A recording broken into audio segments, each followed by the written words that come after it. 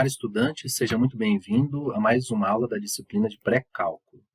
Nessa aula, nós veremos sobre representação de dízimas periódicas. Na aula passada, nós vimos que uma fração, por vezes, ela é convertida em uma dízima periódica. É uma representação dela. Agora nós veremos o processo inverso, ou seja, pegaremos uma dízima periódica e faremos a sua representação em forma de fração. E também nós veremos sobre os números irracionais. Quando a decimal é uma dízima periódica, se nós tivermos, então, uma dízima periódica, nós podemos representar essa dízima periódica em uma fração usando a chamada fração geratriz. A fração geratriz é uma fração irredutível que representa a dízima periódica em questão. Então, neste primeiro exemplo, veja, nós temos o 0,777 e assim por diante. 7 é o período da nossa dízima periódica.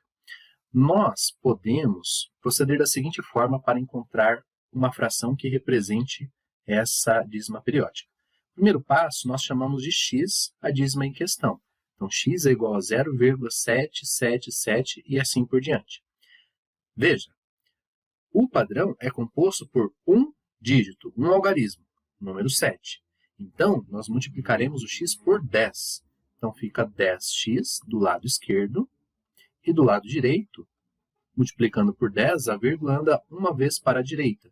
Então, fica 7,777 e assim por diante. Se o período fosse composto por dois dígitos, digamos 72, 72, 72 e assim por diante, nós multiplicaríamos por 100, dois zeros. 100 tem dois zeros, porque o período teria dígitos que se repetem, dois dígitos que se repetem, certo? E assim por diante, esse seria o padrão, que nós veremos no próximo exemplo. Mas, continuando aqui, uma vez que nós chamamos de x e multiplicamos por 10x, veja, nós temos dois números com o mesmo período. O de cima é 0,777 e o de baixo é 7,777. O importante é que eles têm o mesmo período. Uma vez que eles têm o mesmo período, a conta que nós fazemos é o de baixo menos o de cima. Veja, na esquerda, 10x menos x resulta em 9x, certo? O de baixo menos o de cima. Igual, agora nós fazemos o mesmo processo à direita. Pegamos o número de baixo, que é o 7,777, e subtraímos o de cima, 0,777 e assim por diante. As partes decimais vão se anular, vão se cancelar, porque são iguais. Então, sobra 7 menos 0, que é o próprio 7. E agora temos que 9x é igual a 7. Dividindo ambos os lados por 9 dessa igualdade, nós temos que x é igual a 7 nonos.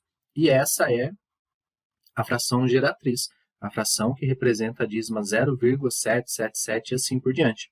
Vamos fazer outro exemplo. Note, o próximo exemplo é 6,434343 e assim por diante. Primeiro passo, chamar este número de x. E o segundo passo, veja, temos que multiplicar por 10 agora, porque o objetivo é ter dois números com o mesmo período. Desculpe, multiplicar por 100 e não por 10.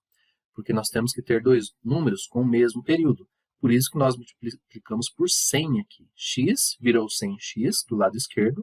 E do lado direito, 6,434343 virou 643,434343 e assim por diante. O padrão tem dois dígitos, 434343. Por isso que multiplicamos por 100, dois zeros. O 100 tem dois zeros. E agora o processo é o mesmo que nós fizemos no caso anterior. Veja, do lado esquerdo, 100x menos x resulta em 99x, igual do lado direito. Os números têm a mesma dízima periódica, então as partes decimais se anulam, ficando 643 menos 6. 643 menos 6 dá 637. E agora, dividindo, isolando x, dividindo ambos os lados por 99, nós temos que x é igual a 637 sobre 99. Essa fração representa a dízima 6,434343 e assim por diante. Bom, vamos colocar um terceiro exemplo aqui na sequência. E esse exemplo, exemplo 3, é o número 1,2333 e assim por diante. Veja, vamos chamar de x, então fica x igual a 1,2333 e assim por diante. Repare que o padrão é um dígito só, é o 3333 e assim por diante. Então vamos multiplicar por 10, 10x é igual a 12,333 e assim por diante, certo? Mas note que esses dois números que nós temos agora, o x e o 10x, eles não têm a mesma parte decimal. Nós precisamos ficar muito atento. Depois da vírgula do primeiro número, tem 2,333. Na parte de baixo, tem apenas o 333 e assim por diante, não tem o 2. Esses números, eles não têm a mesma parte decimal. Precisamos de dois números que têm a mesma parte decimal para que quando nós fizermos a subtração, a parte decimal sumir, igual foi no primeiro e no segundo caso. Então, aqui nós vamos multiplicar por 10 mais uma vez.